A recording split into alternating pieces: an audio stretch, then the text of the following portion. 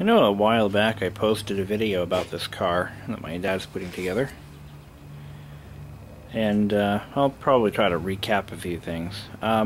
This started out life as a I think it was a 1915 Ford Model T pickup. And actually, we don't even know what exactly it was. It was a pickup or a roadster, because the body may have been shortened. What I do know is it is an original Model T body, sitting on a 1956 Volkswagen Beetle chassis with a 1972 bus engine, which is sitting over here now. My dad bought the thing back in 2008 or 9, and at that point, actually no, he bought it about 2 years ago. Yeah, about that. And it was already built. He did not trash these two beautiful classics to make this. Somebody else did about 25 years ago. It was built in California. It's been through several hands over the years. It's been all over the country, as far as I know. It was once sold in Pennsylvania. It's now sitting in New Hampshire, where we live. But anyway, this thing is something else. My dad has done so much work to this car. He had to rewire it from tip to tip. All the wiring was all mutilated and frayed and chopped up. He rewired it. He redid the interior. Completely redid the interior. New carpets, new seats. He made the seats himself. The dashboard, it was basically a metal dash. It wasn't even even remotely resembling a Model T dash, but he did all this himself. Custom gear shift knob. But he's done an incredible amount of work to this so far. Last summer, after he finished rewiring it and adding his own touches, like he added these windshield stays, the clutch was malfunctioning, and I'll show you why. What was happening was it wouldn't engage, or it would stay engaged. It was just it was pretty bad. But here's the bell housing. Here's the clutch disc.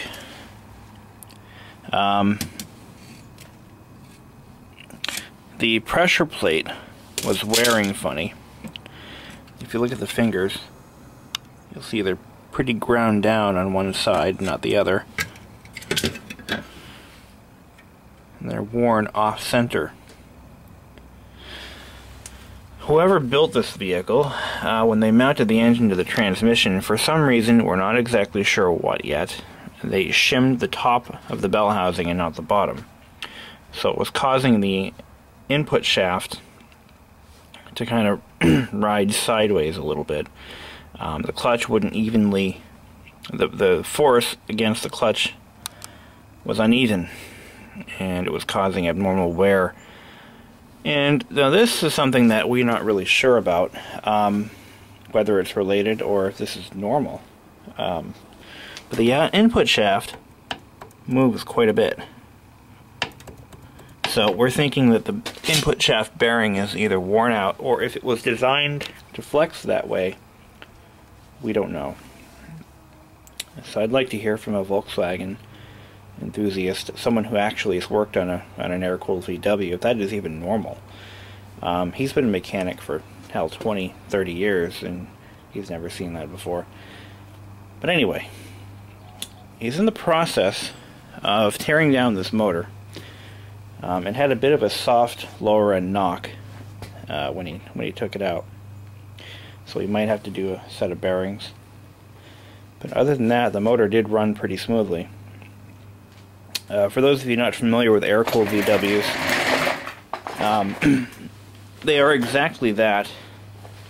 They have there's the fan and housing over there, and that mounts on top of the motor and cools the engine with air, of course. And that's why the heads are finned like this. But it's a 1600cc motor, and we are not sure how many miles are on this engine at all. There's the exhaust system. That's the exhaust system in its entirety. That's it. That's all they have. But anyway, it was kind of a hack job when they built it. So he's been sorting out all the gremlins, getting things right. And for those of you who are familiar with older cars, yes, these are in fact chopped up bumper jack. And this is actually the body mount. This is not the engine mount or anything. This mounts the body to the chassis, which on a Volkswagen sticks out to about here. And that's where the chassis ends. That was obviously modified from its original configuration. These tubes here are heater tubes. That's where the hot air is blown back into the passenger compartment from the exhaust heat exchangers. It's sitting with the wheels like this because there's no weight in the back, and of course the suspension pulls in like that. One of the problems that he's had with this is the rear end is much lighter than stock from an actual VW, so it tends to ride a little bit like this at times. So I think he's going to try to figure out how to either soften the rear suspension or make some changes. But anyway, back to the Ford side of it. This is a Model T body, and this does not have a driver's side door. I know that I don't know what the exact model year it was, but on one year they had a rear door but not a driver's side door. I don't quite understand that. But that's not modified, that's really how it was made. These are the original fenders, the original radiator, headlights. The headlights still work. And to give you an idea as to the chopped nature of this car, this is an Awuga horn that's been cut down so that it would fit under the hood. So he's going to do something about that too.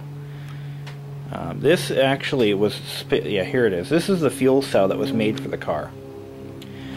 And it mounts right here in the front. Now think about that for a second. Fuel cell in the front of the car. Fuel cell, yeah, you get the idea. Not exactly a safe car. In fact, this car has a negative 3-star crash rating. If you hit anything, you will die. You will absolutely die. You will not live to see another day. But anyway, they never bothered to hook up the fuel cell because they couldn't figure it out, apparently. Because when they took out the sending unit, which is a universal sending unit, it's nothing special, they used a non-fuel rated hose as a pickup tube. Yeah. So, there we go. And, this is what they ended up using for fuel. This is I think it's like a 3 or 4 gallon boat fuel tank. And this was mounted in the back, in the little trunk area. Oh yeah, one thing I wanted to show you. When he first got this car, this trunk area was covered by a beige tonneau cover, like this, and nothing else. He made this door himself, which is finished on the other side. It looks absolutely beautiful when it's closed. And he has completely rebuilt the trunk box. This was made from like mismatched pieces of plywood, and he's now made he actually made a steel frame for it. And this opens up to give you access to the starter. This folds in, has a piano hinge on it, like that. Anyway, the starter's not working. He's going to tear that apart and rebuild it. The throttle cable was misrouted. Here it is. The throttle cable was actually rubbing up against the frame. Like the bare cable, the part that slides, was rubbing up against the frame. So he's going to make a new throttle cable, I think. Here's the clutch cable. Kind of hacked up there. We can zoom in on that. Yeah, just really hacked, and he's been spending a lot of time fixing these features. This piece of tubing here, that is the original fuel line, and that is going to be reconnected and used once he gets the fuel cell back together. This is all the new wiring he's done. Did a nice job with it, actually. What was happening was he'd like hit the horn and the lights would go on, or he'd take a left turn, the right turn directional and the back would go on, or he'd hit the brakes, the car would start. You know, one of those deals, like out of a cartoon. But it'll only do it on certain days. Crazy stuff.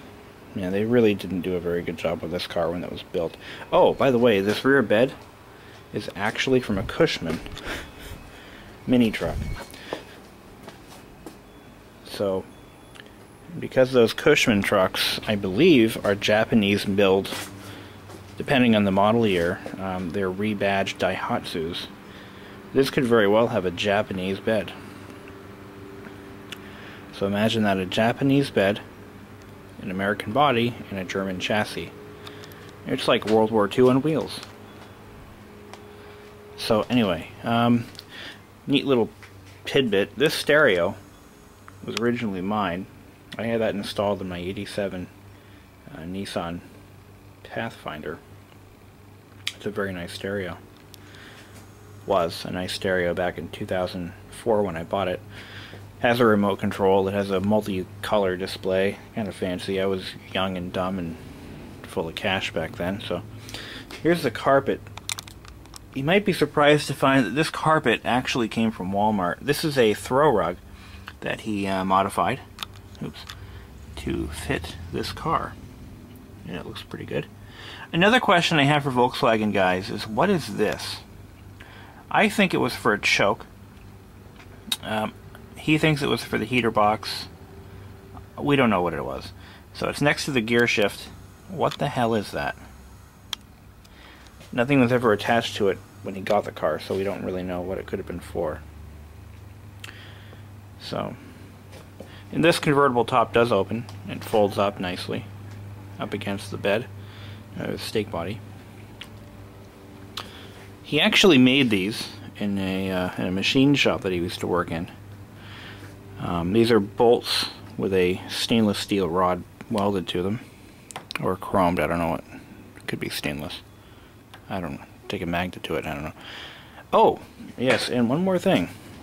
The original Model T wiper has been incorporated into this modernized windshield frame, and it still works. Hand controlled by this lever here. This blue color is what the interior used to be when you got it. It had blue interior, blue carpeting, and it looked like hell. Here's a rearview mirror. This thing is a real hit at car shows too. This is an original Volkswagen speedometer. We're not sure about the mileage. I'm pretty sure it has more than 14,000 miles on it. A Sun Pro temp and a Sun Pro tack. And I don't believe he ever hooked up the tack. This is actually the headlight switch. This was my idea. Originally they had just a cheap plastic knob on the end of it. And my dad had this glass knob in his toolbox. And I'm like, hey, I wonder if that fits. Sure enough, it screwed right on. So, yeah. So, that's called an eye gouger. And he had another one that just happened to fit the directional knob. So, that was kind of a neat touch. And he was going to, because he's a locksmith by hobby, he was going to take one of these keys and modify it so that it would fit the ignition lock. These are actual skeleton keys. I think one of these might be an original one. I think this one is, actually. This one might be a reproduction, because it's not cut, so it's a reproduction. But yeah, he was going to modify one of those to fit the ignition lock, and I was going to try to convince him to make a, to incorporate a mortised lock in that door, so that he could have one of the skeleton keys actually lock the door. I don't know if he's going to actually do it or not, but it'd be kind of cool. We're not sure about this Slow Cow Feed Shop. We're thinking that was the company who actually made the car. But this was obviously added after the car was made. Long after. It's not that old. We're not really sure who that is. If anyone has any idea, please. If that is a real company or not. And these are the wheels that run. My idea was to paint the wheels, paint the background red. I thought that would be a nice contrast.